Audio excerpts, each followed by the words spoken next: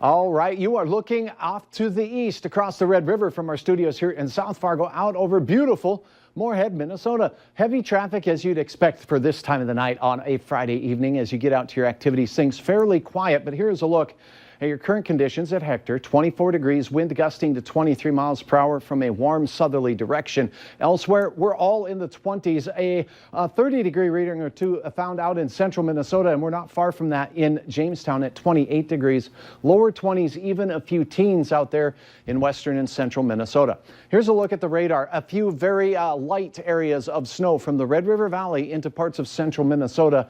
Just a few flakes out there, and these will add to the slippery conditions on area roadways like Highway 10 out towards Holly, Barnesville, I-29 corridor seeing a shot of snow moving toward Highway 59 there, not far from Pelican Rapids. Hour-by-hour forecast shows this snow is out of here fairly quickly, so this evening will bring the best chance of any snowfall. I don't expect much in the way of accumulation. Now, as we go through the overnight hours, south wind will keep temperatures fairly mild through the overnight, and that means we start our Saturday with temperatures near 20 degrees. Can't rule out a spotty flurry of snow. And south winds means warmer air down south is going to try to work its way up to the north. And throughout the day, that's what's going to happen. But when it runs into colder air, sometimes we get what we call a warm front. And when that happens, we could see some precipitation, mixed style. Some sleet and freezing drizzle, not out of the question. So if you are roaming around anywhere across the valley tomorrow, particularly north of Highway 10, particularly north of Highway 200, you could run into some slippery spots where there has been some freezing drizzle. Watch for that, please, but I don't expect it to really be too much of a problem for our weekend. Then as we go through the rest of our Saturday into the afternoon, the warm air makes its way in. Temperatures will be in the 30s, and this is where we enjoy the warmest weather we'll have in several days. So get out and enjoy that again late tomorrow afternoon. Your hometown forecast shows those 30s do make it all the way up to the international border late in the day, but not without a little bit of a hitch in the giddy up in the form of some freezing drizzle or flakes of snow. Now we're watching the cold punch of air that comes with a chance of some snowflakes on Sunday into Monday. Here's the American model showing Sunday afternoon, the snow moves into southeast North Dakota. By Sunday night and overnight into Monday morning is when most of the snow falls for us. Notice the deep blue colors here. This is the heaviest snow. And that's where the best chance of accumulating snow of significance will be with this system. Then as we head into Monday, it slides off towards Duluth and Minneapolis and leaves us for the rest of the day with cold and blustery north winds.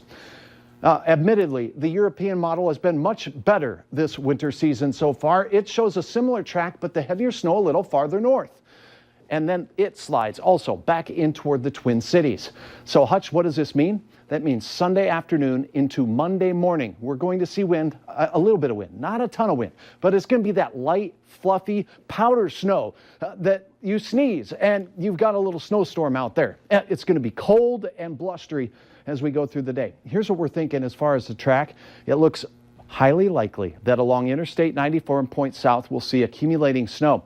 Where you see the light blues here from Grand Forks down towards Fargo, I'm thinking 0 to 3 inches, but 3 to 9 inches of snow. Because it's so cold, the snow piles up a lot faster when it's not as heavy and not as wet. That's to be followed up by this Arctic nonsense we've been talking about. It sticks around all week.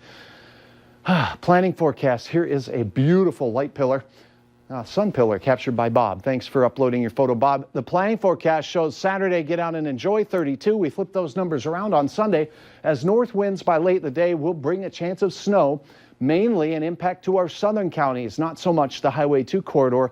That snow will accumulate by Monday morning, causing some problems for the Monday morning commute for some of our southern communities. And then the cold takes hold, 15 below on Tuesday morning, and ouch, Wednesday looks like a good idea to plug in your cars. That's a type of weather where we have problems with our cars starting, the batteries. Just, give yourself extra time and plan for some cold weather woes through midweek at least. Yeah, at least a few days in a row. Yes. Thanks, Hutch. You bet.